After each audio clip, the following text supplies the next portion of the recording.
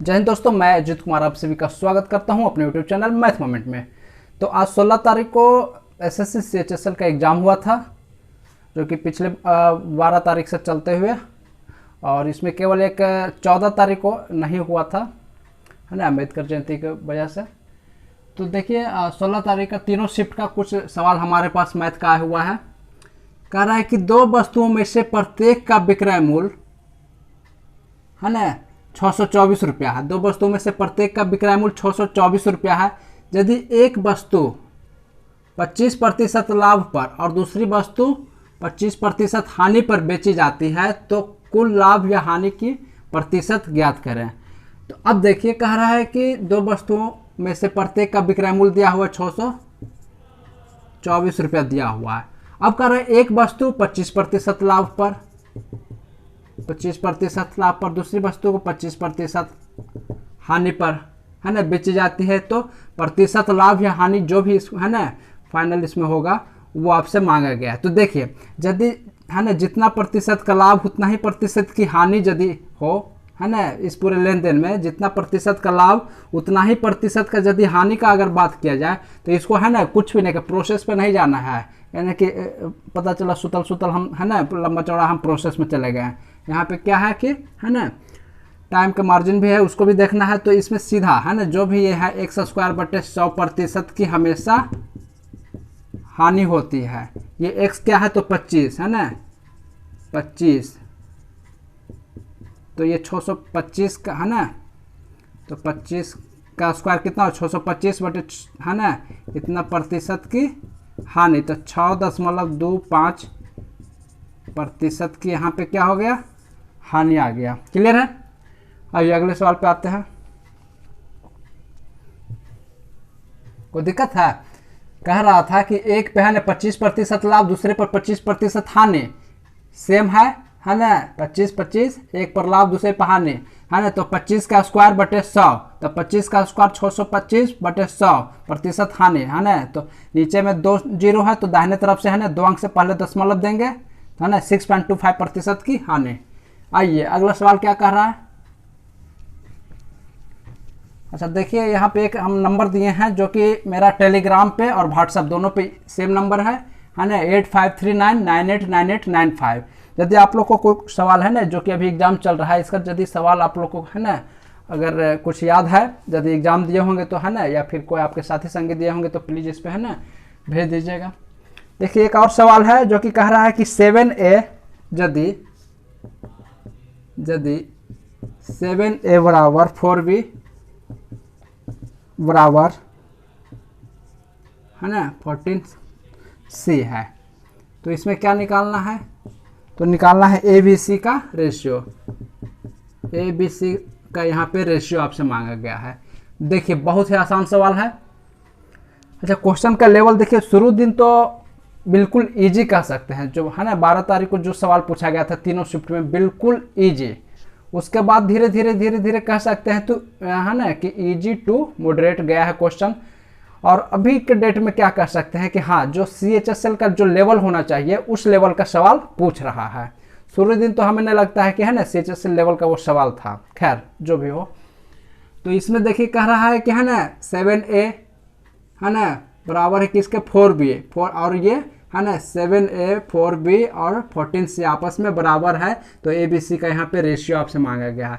तो इस वाले इक्वेशन पकड़ के आते हैं। अब इसमें सभी का, है ना, 7, 4, 14 का यहाँ पे क्या LCM ले लेना है, क्या ले लेना है, LCM कितना आएगा, 28, इसमें LCM आ रहा है 28, उसी 28 से इसको भाग दे देना है, उसी 28 से इसको, इन तीनों का LCM कितना आएगा, 28 आएगा, 28 से भाग दे देना है बारी बारी से, है ना, सभी में। तो देखिए भाग दे के क्या रहा है ना, 7×28, तो AY 4 कर सकते हैं, BY 7 कर सकते हैं, और ये कितना आ जाएगा, CY 2 आ जाएगा। तो अब यही तो आ गया, है ना, 4:7:2, है ना, ABC का ये आ गया वैल्यू, है ना। रेशियो में। ए अनुपात बी अनुपात सी बराबर क्या हो गया, ए अनुपात बी अनुपात सी बराबर क्या हो गया, 4 अनुपात 7 अनुपात 2 आ गया। क्लियर है। आइए अगला सवाल क्या कह रहा है, देख लीजिए।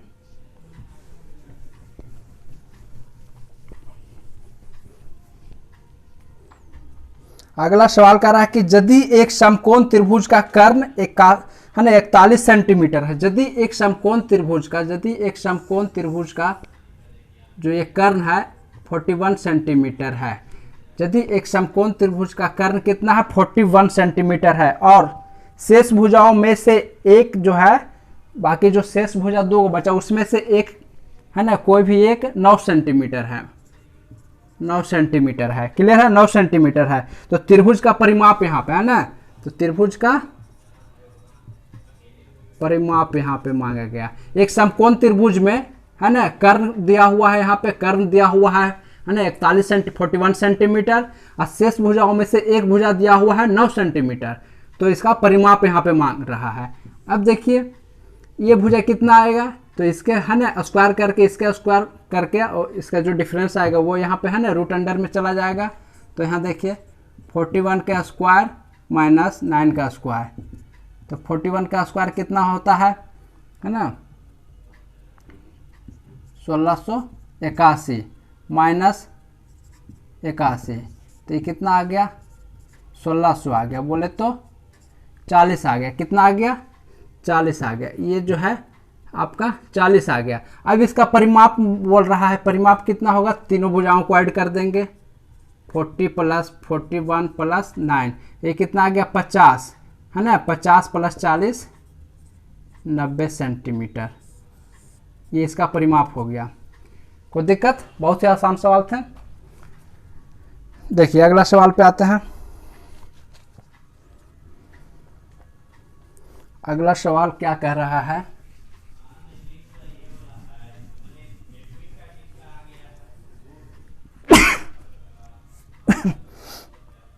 यदि xy5, यदि xy है ना x/y प्लस 1 बराबर 4, इसका वैल्यू कितना दिया हुआ है 4 दिया हुआ है, तो क्या मांग रहा है, तो X square plus Y square बटे वाई स्क्वायर है ना, तो मांग रहा है X square plus Y square बटे वाई स्क्वायर बराबर भाग। ठीक है, ये आपसे मांग लिया गया है। अब देखिए यहाँ पे कुछ देखिए क्या समझ में आ रहा है, वेरिएंट इसमें कितने हैं 2 हैं, इक्वेशन कितने हैं 2 हैं। तो अब ऐसे वाले में हम क्या करेंगे कि इसका वैल्यू पुट कर देंगे, क्या करेंगे हम इसका वैल्यू पुट कर देंगे। तो अब वैल्यू कैसे पुट करेंगे, तो इसमें देख लीजिए यदि हम इसका है ना y बराबर यदि हम 1 यहाँ पे रखते हैं, y बराबर यदि हम 1 रखते हैं, तो x का वैल्यू क्या निकल के आ जाएगा, इधर जाके घटेगा तो 3 आ जाएगा, x का वैल्यू आ जाएगा 3 आ जाएगा। अब यही दोनों वैल्यू के यहाँ पे यदि हम डाल देते हैं तो देखिए क्या होता है, एक्स स्क्वायर बोले तो है ना 3 का स्क्वायर प्लस 1 का स्क्वायर बटे 1 का स्क्वायर, तो कितना 3 3 9 प्लस 1 है ना 10, ये क्या हो गया आपका 10 हो गया।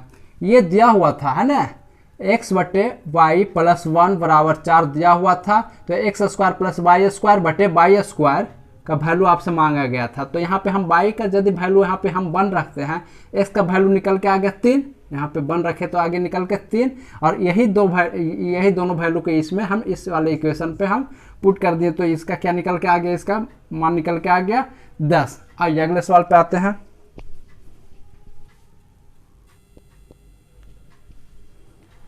देखिए सवाल कह रहा है कि 3 पेंसिल तथा 2 पेन का मूल्य 96 रुपया है। 3 पेंसिल तथा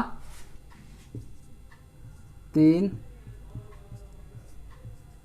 पेंसिल और 2 पेन का मूल्य कितना है, 2 पेन का मूल्य 96 रुपया है, और 4 पेंसिल तथा 3 पेन का मूल्य 4 पेंसिल और 3 पेन का मूल्य यहाँ पे दिया हुआ है 134 रुपया, 134 रुपया दिया हुआ, तो 1 पेंसिल और 1 पेन का मूल्य यहाँ पे मांग लिया गया है। देखिए इस वाले सवाल में ऐसा नहीं कि हम सवाल देखेंगे और सीधा बनाने लगेंगे, इस वाले सवाल में ऐसा नहीं करना है कि हमने सूत्र उठ के पता चला कि इसको हम है ना एक पेज आधा पेज में जाके बना दें, नहीं। यहाँ पे आप लोग को थोड़ा सा है ना स्मार्ट तरीका ये देखना है कि है ना यदि दिया हुआ ये दो डाटा दिया हुआ है, तो यदि हम इसका डिफरेंसेस निकाल लेते हैं तो एक पेंसिल और एक पेन का यहाँ पे वैल्यू निकल जाएगा, वही तो पूछ रहा है। इसका अंतर कितना आ जाएगा है ना 8 12 38 कितना आ गया 38 रुपीज़। क्लियर है, 38 रुपीज़ इसका आ गया आंसर। आइए अगला सवाल क्या कर रहा है।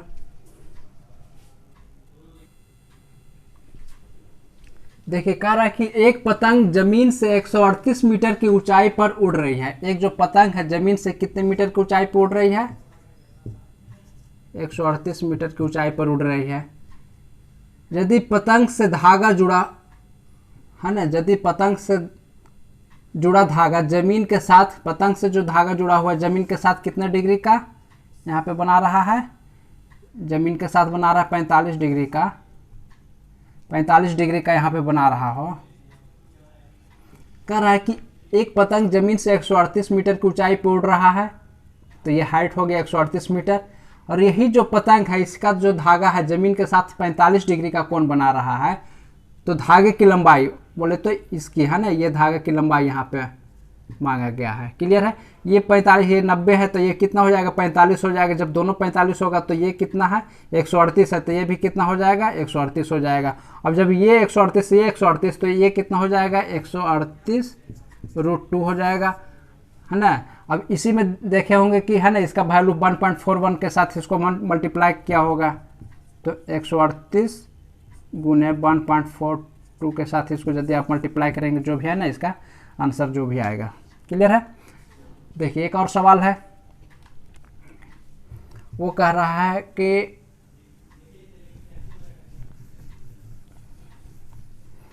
एक जो सवाल है कह रहा है कि जब एक संख्या को 15 से विभाजित किया जाता है, जब एक संख्या को 15 से विभाजित किया जाता है तो शेषफल 3 प्राप्त होता है।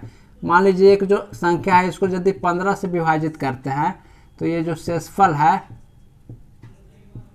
शेषफल कितना प्राप्त होता है 3 प्राप्त होता है।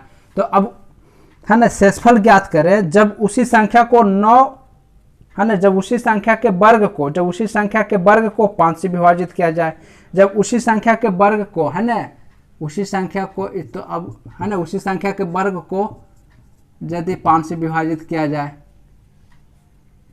कुछ है इसमें, कुछ भी नहीं है। तो अब 9 तो ये कितना आ गया 4 आ गया, कोई दिक्कत।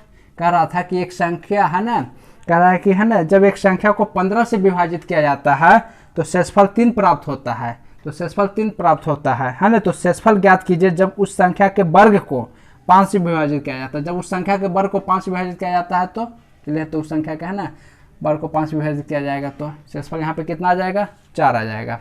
आइए अगले सवाल पे। देखिए कह रहा है कि एक बेलन के आधार का व्यास और ऊंचाई क्रमशः 32 सेंटीमीटर और 9 सेंटीमीटर है। एक बेलन है उसका यहाँ पे है ना दिया हुआ है आधार का व्यास और ऊंचाई दिया हुआ है, उसको पिघलाकर क्या बना रहा है गोला बना रहा है ना। पिघलाकर बनाए गए गोले की त्रिज्या यहाँ पे मांग लिया गया है। देखिए सबसे पहले तो आप लोग को समझना होगा कि एक यहाँ पे जो था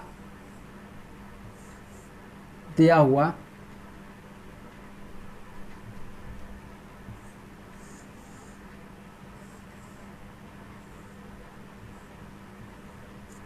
ये है ना बेलन था, बेलन दिया हुआ था, इसको पिघलाकर क्या बनाया है, इसको पिघलाकर क्या बना लिया गया है, इसको पिघलाकर बना लिया गया है गोला। क्लियर है। तो अब इसका जो आयतन होगा, इसका आयतन और इसका आयतन, इन दोनों का आयतन आपस में बराबर होगा। तो आयतन बराबर होगा तो यहाँ पे हम फार्मूला से आते हैं, बेलन का आयतन होता है πr²h और इसका गोला का आयतन होता है 4/3 πr³, 4/3 πr³। ठीक है। अब देखिए इसमें पाई से पाई पहले चला गया, पाई से पाई चला गया, r², r यहाँ पे क्या है दिया हुआ, यदि डायमीटर व्यास यहाँ पे है ना 32 है तो r यहाँ पे 16 हो जाएगा, 16 गुने 16।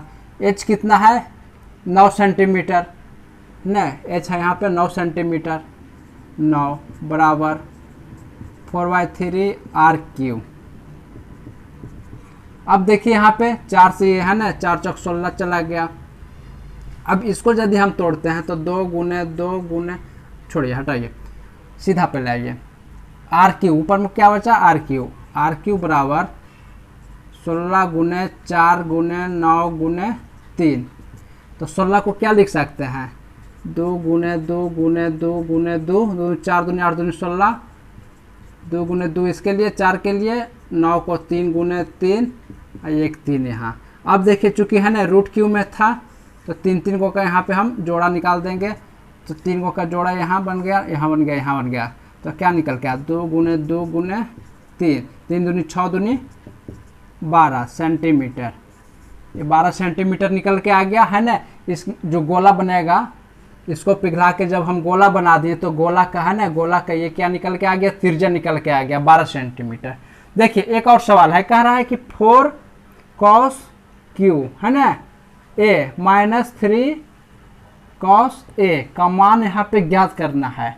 इसका मान आपको ज्ञात करना है। यदि ए का वैल्यू यहाँ पे दिया हुआ है 60 डिग्री, ए का वैल्यू यहाँ पे 60 डिग्री, तो देखिए ये एक फार्मूला है जो आप लोग को याद होना चाहिए, cos 3a बराबर ये होता है, cos 3a बराबर होता है 4 cos है ना Q A minus 3 cos a।